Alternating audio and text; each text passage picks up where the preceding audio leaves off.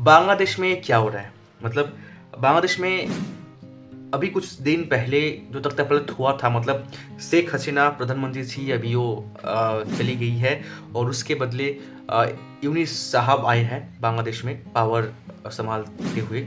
और अभी जो फिलहाल न्यूज़ आ रही है कि बांग्लादेश में जो इस्कॉन के मंक हैं चिन्मय कृष्णदास, उनको अरेस्ट किया गया है।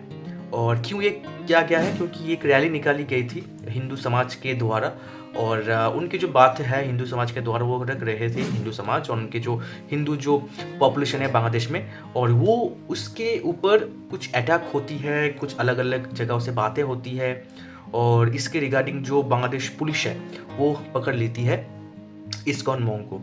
और ये काफ़ी हद तक अच्छी बात नहीं है, क्योंकि आप अगर किसी देश में रहते हो तो अलग अलग रिलीजन का अलग अलग साइट होता है, अलग अलग आपका बात होता है, वो रखने के लिए मौका भी होता है। तो अगर कोई रिलीजन का कोई बात या फिर कोई चीज़ सबके सामने रख रहा है तो वो रखने देने चाहिए, ऐसा नहीं है कि उसको दबाना चाहिए। तो हो सकता है कि ऐसा कोई क्राइम किया हो या नहीं, ये सोचने वाली बात है। अगर किसी व्यक्ति ने कुछ क्राइम किया हो तो पकड़ना जायज़ है। जिसके ऊपर इस्कॉन के मोंक चिन्मय कृष्णदास को पकड़ा गया है, वो क्या क्राइम किया था?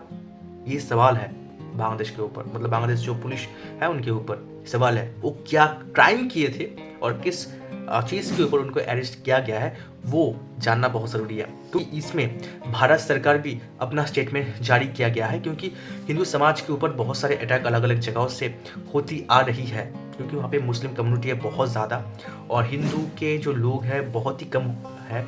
तो एक दूसरे के साथ भिड़ना झगड़ना करना ये काफ़ी दिनों तक होती आ रही है, तो एक्सट्रीम होती जा रही है, क्योंकि जो धर्म के लोग हैं अलग अलग हिंदू और मुस्लिम, तो एक दूसरे के साथ झगड़ा झमेला कर रहे हैं। और ये कहीं ना कहीं कम्युनल हार्मनी नहीं है बांग्लादेश में, ये दर्शाता है।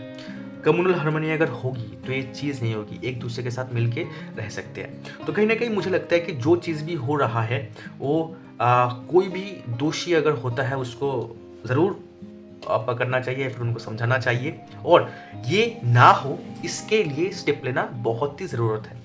क्योंकि इंडियन मीडिया तो बहुत सारी चीज़ बोल रहे हैं, बांग्लादेश मीडिया भी बहुत सारी चीज़ बोल रहे हैं, हो सकता है अलग अलग पर्सपेक्टिव हो, लेकिन समाधान क्या है उसके ऊपर चर्चा करने की ज़रूरत है।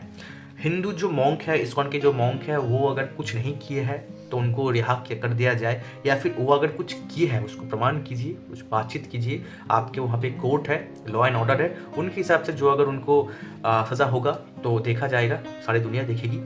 अगर कुछ ना हो तो रिहा कर दिया जाए, और इस चीज़ को कैसे समाधान किया जाए वो देखने वाली चीज़ होगी। क्योंकि कहीं पे अगर कुछ कन्फ्लिक्ट होता है तो बहुत सारी इकोनॉमिकल लॉस होता है, और सबसे ज़्यादा अगर सफ़र करते हैं वो है गरीब लोग, जो प्रॉपर्टी के अंदर है वो लोग ज़्यादा सफ़र करते हैं। अगर ज़्यादा लोग सफ़र ना करें ऐसा हम लोग सोच रखते हैं, तो ये चीज़ को जल्दी से जल्दी समाधान की ओर लेके जाना बहुत ज़रूरी है।